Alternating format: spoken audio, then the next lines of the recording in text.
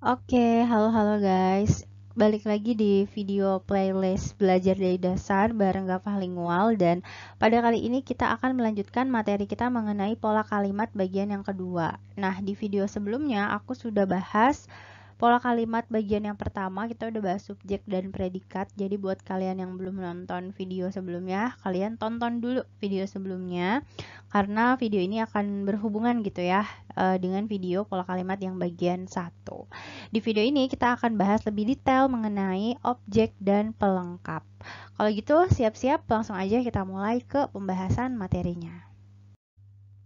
Oke, sekarang kita bahas ke pembahasan materi mengenai objek terlebih dahulu. Nah, biasanya kita tuh susah gitu ya ngebedain antara objek sama pelengkap. Sebenarnya objek itu tuh apa gitu ya, dan apa sih yang membedakan dia dengan pelengkap.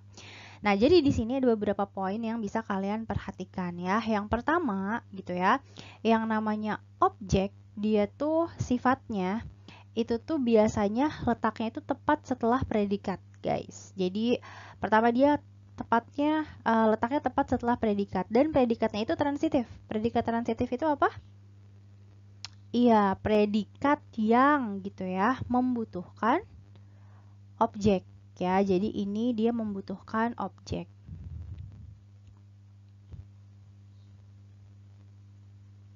Biasanya membutuhkan objek itu ditandai dengan apa gitu ya? Ditandai dengan imbuhan yang bisa kalian pasifkan ya.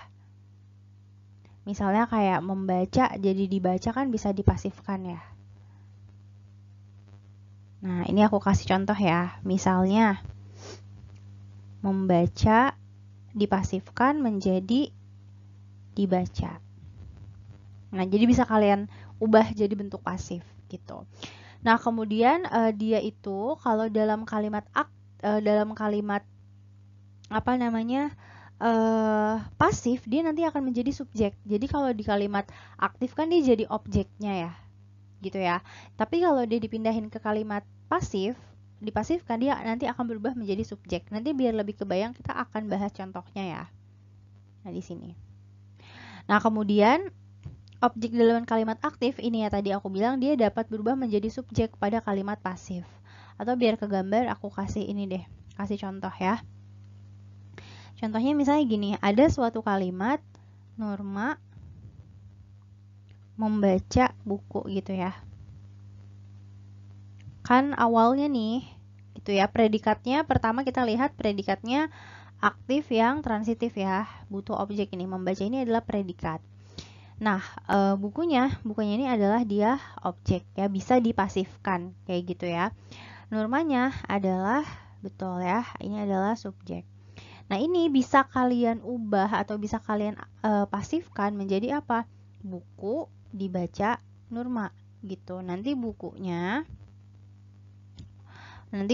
akan pindah ke depan. Bukunya akan menjadi dia akan menjadi subjek ya.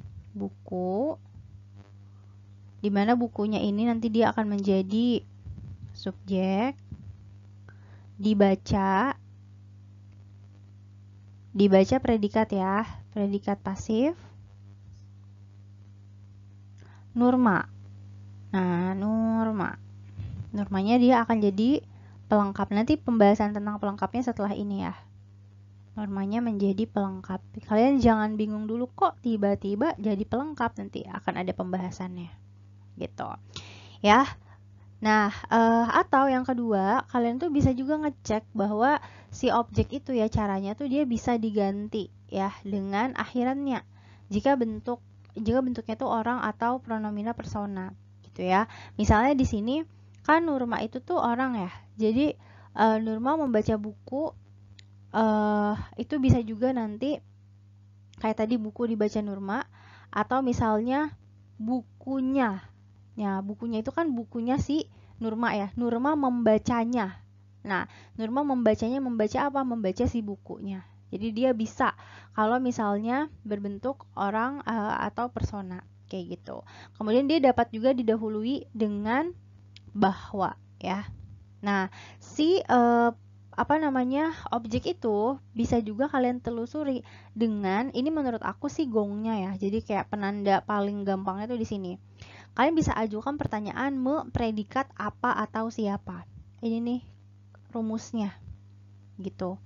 Misalnya kita terapkan dulu kalau ada suatu kalimat, terus kalian dapat kalimat ini tuh, ini ya, kalau kita lihat suatu kalimat, terus kalian lihat kalimat itu tuh dia predikatnya me ya, kalian tuh udah harus curiga, ini selanjutnya tuh kayaknya objek gitu ya. Bisa kalian ajukan pertanyaan, ini ada me ya, bisa diajukan nggak membaca apa, kan bisa ya.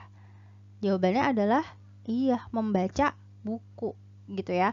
Nah, jadi dia tuh emang kalau ada mekan atau me iya mostly gitu ya. Dia tuh nanti selanjutnya dicurigai itu adalah objek, tapi nggak semua me ya. Nanti kita akan lihat di bagian-bagian yang selanjutnya. Nah, coba ini kita analisis dulu deh kalimatnya biar lebih clear dan jelas gitu. Misalnya di sini. Jeno mengklarifikasi hubungannya dengan Karina. Nah, kalau kita lihat, kita bisa langsung nggak tuh? Langsung curiga ya dengan melihat predikatnya dulu. Predikatnya berimbuhan me nih. Wah, ini sih udah fix banget. Kayaknya selanjutnya nih, itu adalah objek. Pertama kalian curigai dulu dari bentuk me-nya. Tapi jangan langsung percaya, oh fix banget nih, ini adalah objek nih selanjutnya nih si hubungannya ini gitu ya. Jangan langsung terlalu percaya diri, kalian harus ngecek bagian yang kedua. Jadi pertama kita udah tahu me-nya, kita curigai. Setelah kita mencurigai me-nya, kita pasifkan dulu. Jadi langkah keduanya kalian coba cek, bisa dipasifkan atau enggak bentuknya. Misalnya gini, hubungannya dengan Karina diklarifikasi. Bisa nggak nih dipasifkan? Ternyata cakep, bisa. Ini dapat dipasifkan berarti. Dapat dipasifkan menjadi iya, diklarifikasi ya. Klarifikasi. Nah, gitu ya. Berarti dia kayak udah dapat nih checkpoint yang kedua, checklist yang kedua. Berimbuhan me dan bisa dipasifkan. Berarti nih ya, selanjutnya ini kayak udah fix banget ini adalah iya objek ya. Si Jeno-nya ini adalah si iya subjeknya ya. Jadi kalau kita lihat polanya ini SPO. Hubungannya dengan Karina diklarifikasi oleh Jeno. Bisa dipasifkan kan ya? Ini oke banget. Approve ya, ACC dapat dipasifkan. Kalau nanti karena ada guys yang bentuknya nggak bisa dipasifkan gitu. Kalau me itu bisa dipasifkan ya. Kalau selain me dan nggak ada imbuhannya nggak bisa dipasifkan gitu.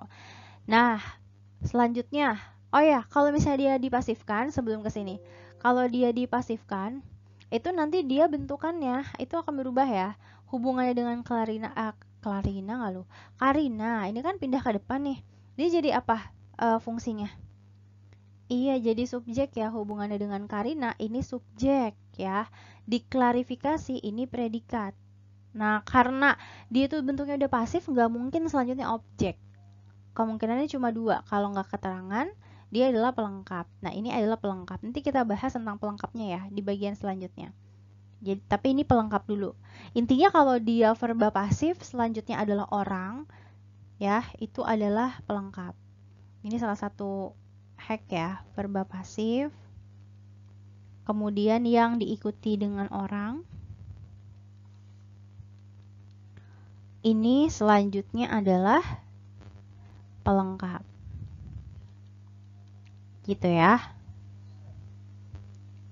Pelengkap. Oke, sip. Sampai sini aman ya. Nah, sekarang kita lihat yang ini. Coba ingat-ingat lagi.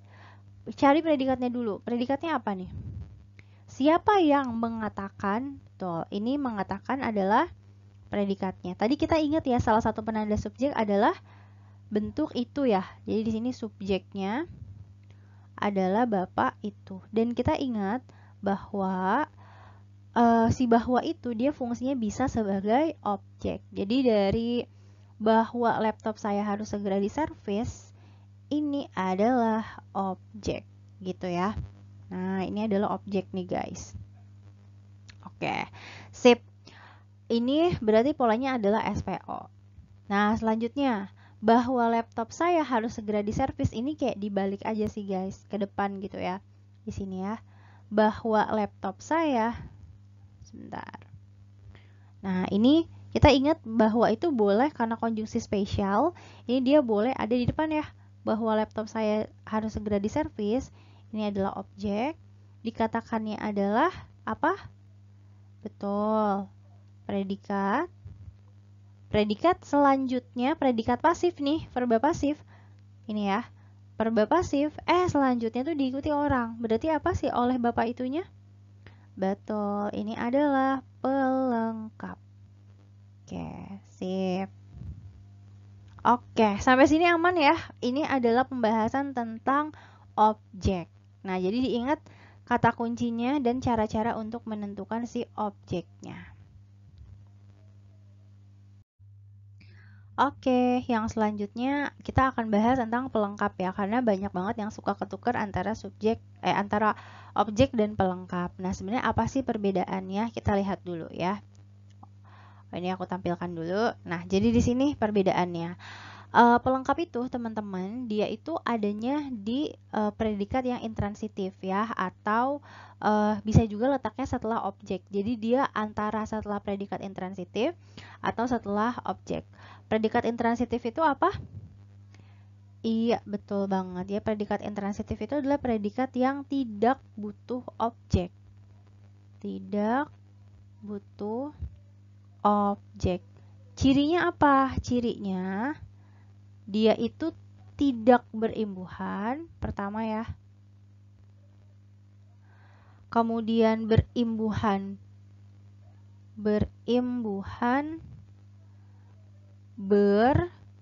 karena aktif ya. Atau bisa juga berimbuhan di dan ter karena dia pasif kayak gitu ya. Jadi di sini apa namanya? Kalau kita cek dia bentukannya seperti itu ya. Makanya di sini ciri yang kedua adalah terdapat di kalimat pasif. Ya, bisa ada di imbuhan di atau di imbuhan ter atau di bagian aktif yang intransitif tadi ditandai dengan imbuhan ber yang tadi aku sebutkan ya. Atau juga bisa berupa verba aus gitu ya, yang nggak ada imbuhannya. Jadi intinya hacknya dari aku, nanti kalian cermati dulu. Cermati predikat. Kalau si predikat itu dia adalah verba aus, nggak ada imbuhannya di, ter, atau ber, itu selanjutnya kemungkinan besar adalah pelengkap gitu ya. Mudahnya kayak gitu. Karena kalau imbuhannya biasanya dia adalah objek ya. Nah, kemudian yang selanjutnya dia itu dapat juga ya didahului dengan konjungsi bahwa, karena bahwa itu konjungsi yang spesial sekali lagi. Dia boleh jadi pelengkap. Nah, dia nggak bisa diubah menjadi subjek pada kalimat pasif karena nggak bisa dipasifkan. Nah, kalian nanti bisa menanyakan ter di predikat apa atau siapa. Misalnya nanti kita coba lihat di sini aja ya, di analisis kalimatnya deh. Misalnya di sini, dia sering berbicara tentang hal ini. Nah, berarti di sini kita dapat subjeknya apa? Iya, subjeknya adalah dia ya. Nah, kemudian sering berbicara, kalian bisa langsung curiga. Berbicara, imbuhan ber. Udah pasti dia predikat yang betul, yang intransitif ya. Sering berbicaranya adalah predikat. Nah, bisa kalian ajukan. Berbicara apa gitu kan ya. Berbicara apa? Nah, pelengkap itu jawaban dari ini. Nah, ini nih yang tadi aku bilang. Nah, ini analisisnya gitu ya. Berbicara apa? Oh, berbicara tentang hal ini. Nah, tentang hal ininya dia adalah pelengkap. Jadi guys, gak semua kalimat yang ada konjungsinya, kan kayak tentang ini tuh konjungsi ya. Dia itu adalah nanti jadi keterangan. Nah, di sini kita lihat ada konjungsi, tapi dia nggak menandakan ini jadi keterangan. Kalau dia itu selanjutnya bisa menjawab pertanyaan apa atau siapa, itu selanjutnya adalah pelengkap ya. Tapi kalau nanti nggak bisa menjawab ini, dia kemungkinan besar nanti akan menjadi keterangan. Gitu ya. Kita lihat lagi. Baju itu berharga. Kita curiga lagi. Berharga berharga apa? Kan bisa gitu ya. Nah, berarti ini si mahalnya adalah betul pelengkap ya.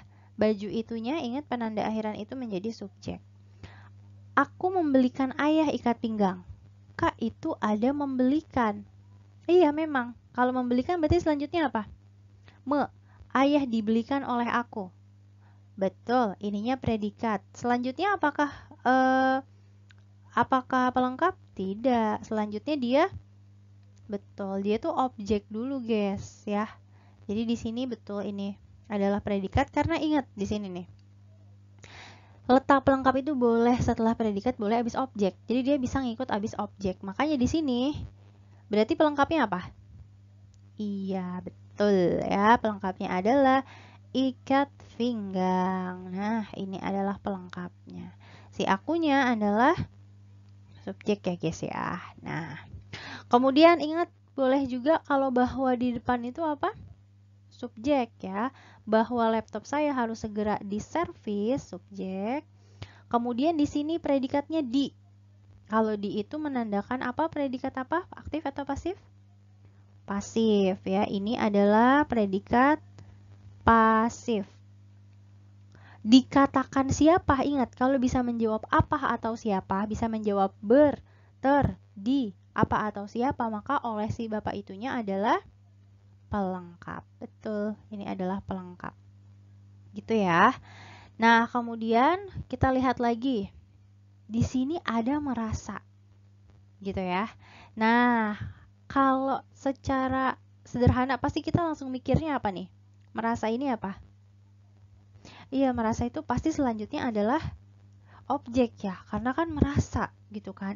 Tapi ingat gak semuanya guys. Jadi merasanya betul, sering merasa ya. Ini predikat, iyanya subjek ya, sedihnya itu adalah pelengkap. Kenapa? Karena merasa itu dia adalah verba yang intransitif ya. Jadi dia selanjutnya emang bukan objek.